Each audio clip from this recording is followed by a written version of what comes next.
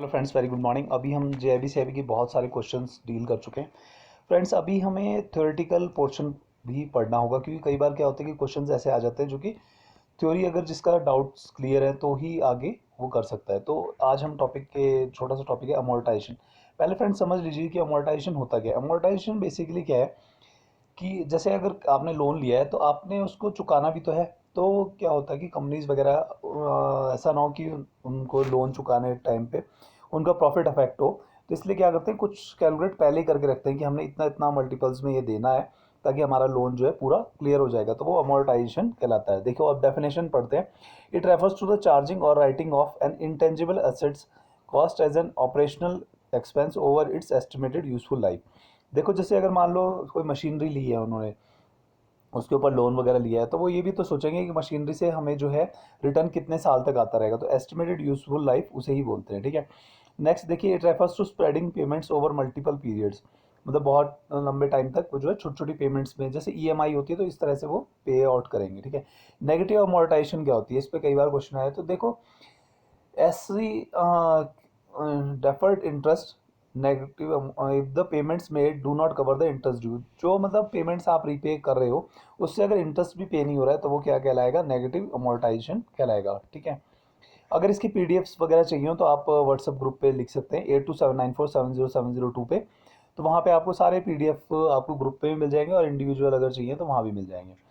The remaining interest added to outstanding loan making it larger than the original loan amount. तो वो क्या कहलाता है, नेगेटिव अमोर्टाइजेशन कहलाता है। ठीक है।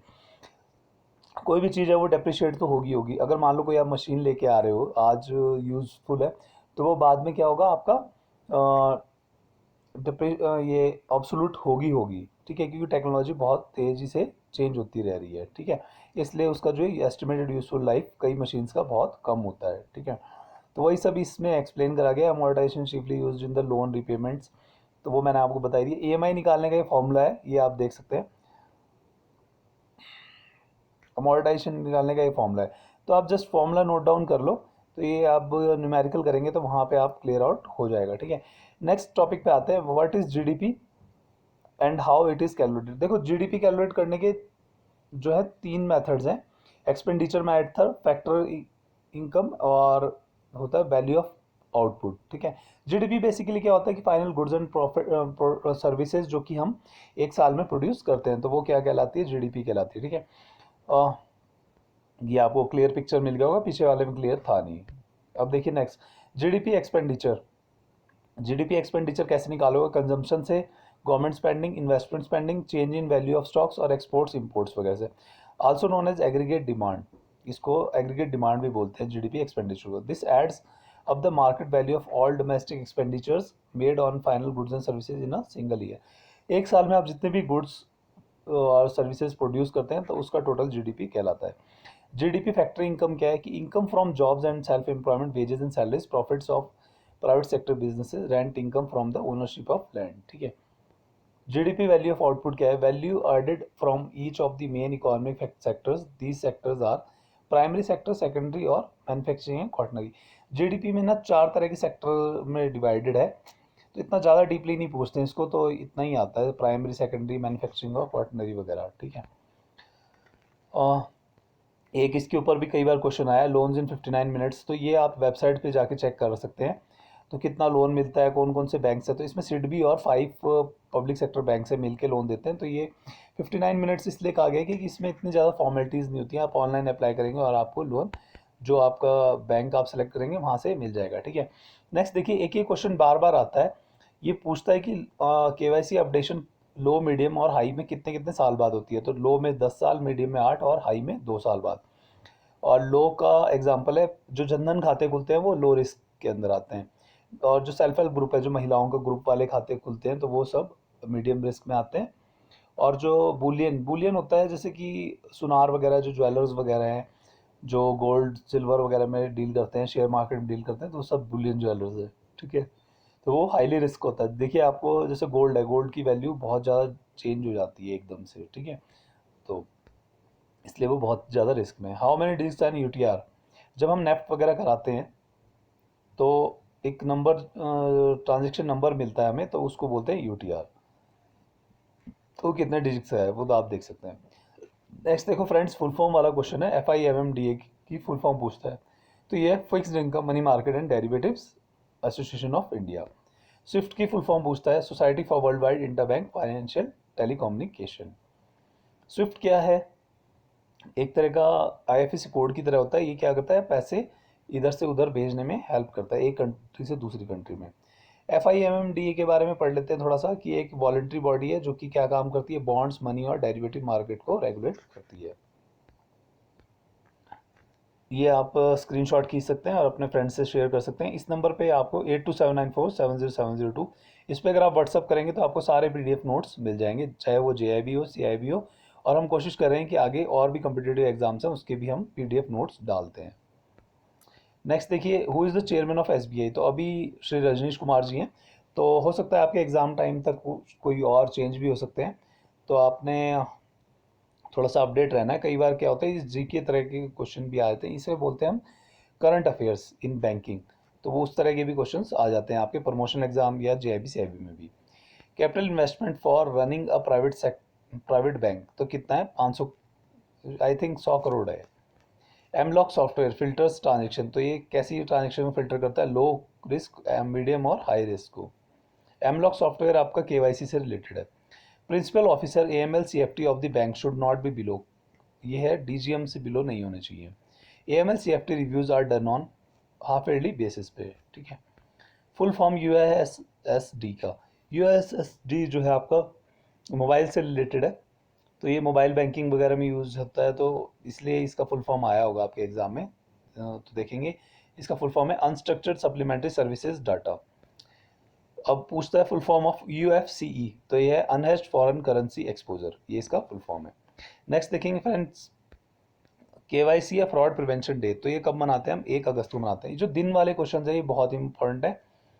जैसे हिंदी दिवस है, शायद वो 14 सितंबर को मनाते हैं, तो वो क्वेश्चंस भी इंपॉर्टेंट है। हिंदी दिवस लिख लीजिए आप एक बार सर्च कर लेना, शायद मेरे को करेक्टली ध्यान नहीं होगा। तो ये क्वेश्चन भी, डेज वाले क्वेश्चन भी काफ़ी स्कोरिंग होते हैं, तो ये भी कई बार आपको पूछे जाते हैं। Validity period of virtual card, तो वर्चुअल कार्ड की वैलिडिटी पीरियड क्या है, 1 दिन या फिर, सॉरी 48 आवर्स, मतलब 48 आवर्स यानी कि 2 दिन हो गए, या फिर एक ट्रांजेक्शन करेंगे तो वर्चुअल कार्ड की वैलिडिटी खत्म हो जाती है। वर्चुअल कार्ड बेसिकली क्या होता है कि आप अपनी नेट बैंकिंग में एक ATM कार्ड की तरह कार्ड बना सकते हैं, जहाँ की आपका फिर आगे डाटा शेयर नहीं होता, सिर्फ वो थोड़ा सा ही यूज़ होता है। अगर आप INB खोलेंगे तो वहाँ पे आपको वर्चुअल कार्ड का ऑप्शन मिल जाएगा। Minimum corpus required for small payments bank, तो ये है 100 करोड़ रुपए। CAG handles proposal above, CAG जो है कितने से ऊपर के प्रपोजल हैंडल करता है, ये है 500 करोड़। VPIS की फुल फॉर्म पूछी गई है, तो यह है valuable paper inventory system. Software used in banks, देखो अलग अलग बैंक्स में अलग अलग तरह के सॉफ्टवेयर यूज़ होते हैं। जैसे कि PNB में फिनेकल सॉफ्टवेयर यूज़ होता है, और आपके SBI में बैंक्स लिंक सॉफ्टवेयर यूज़ होता है, और बैंक्स में कुछ और सॉफ्टवेयर यूज़ होते हैं। जैसे कि आप अगर बिजनेसमैन वगैरह को देखेंगे तो वो टैली सॉफ्टवेयर यूज़ करते हैं। Maximum age for KCC loan, कितना मैक्सिमम एज होना चाहिए, तो वो है 70 ईयर्स। मिनिमम और maximum number of self help group कितने हैं, 10 to 20, ठीक है। Produce marketing loan is for, किस लिए होता है प्रोड्यूस मार्केटिंग लोन, ये होता है 12 महीने की अवधि के लिए, ठीक है। CGTMSE has been set up by, किसने सेटअप करा था CGTMSE, ये है गवर्नमेंट ऑफ इंडिया और सिडबी ने मिलके। हेड ऑफ नीति आयोग, तो ये आपको नेट पे ही सर्च करना पड़ेगा, इसका नहीं मिला था मेरे को आंसर अभी। कौन हेड कर रहे हैं नीति आयोग को, ECCB, इसका भी फुल फॉर्म आपको नेट पे ही देखना पड़ेगा, तो नोट कर लीजिए ECCB। Proof of physical import of goods, तो ये है होता है बिल ऑफ एंट्री। FSRB की फुल फॉर्म पूछता है, तो ये fat style regional bodies. Promissory notes has been defined under which act, तो ये सेक्शंस वगैरह कई बार पूछ लेते हैं, तो ये ध्यान रखना है आपने। प्रोमिसरी नोट को जो है कहाँ डिफाइन करा गया है, section 4 of the NI act में डिफाइन करा गया है। नेक्स्ट देखेंगे friends, the provision under NI act regarding noting is defined under. देखो क्या होता है कि अगर प्रोमिसरी नोट बिल वगैरह अगर डिसोनर होते हैं तो वो आपको नोटिंग कराना पड़ जरूरी होता है, ठीक है। लेकिन चेक के केस में क्या होता है, आपको एक मेमो मिल जाता है, तो वो ही सफिशेंट होता है। तो सेक्शन 99 के अंडर ये है कि नोटिंग कराना जरूरी है। Review of monetary and credit policies conducted by RBI on by monthly basis, तो ये बाय मंथली बेसिस पे करता है। एज पर Basel 3 which of the following is part of the operation risk, तो ये है आपका legal risk.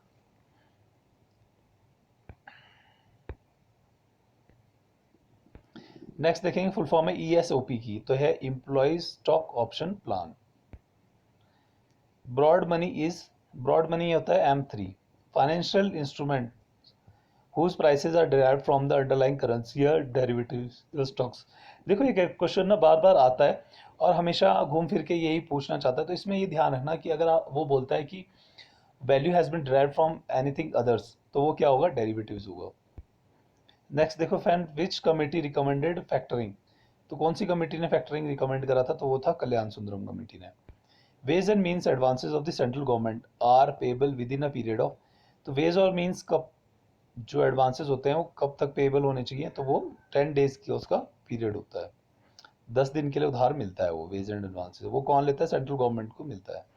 Revise priority sector lending with effect from 23 April 2050 on the basis of internal working group headed by, तो वो lily वडेरा जी ने head करी थी। तो ध्यान रखना कि प्रायोरिटी सेक्टर में बहुत सारे लोगों ने अलग अलग कमेटी बनी थी, तो लेकिन जो लेटेस्ट थी वो ये थी लिली वडेरा वाला। Target lending in priority sector for micro enterprises, तो वो है 7.5% ऑफ ANBC।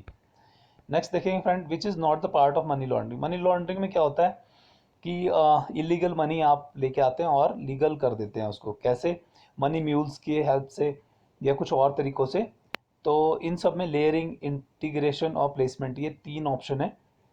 तो ये तो सारे मनी लॉन्ड्रिंग से रिलेटेड है, लेकिन मैनुपुलेशन होता है किसी चीज़ को बढ़ा चढ़ा देना, जैसे कि मान लो कहीं पे 570 लिखा हुआ है तो आप 600 कर दें उसको, तो वो मैनुपुलेशन होता है।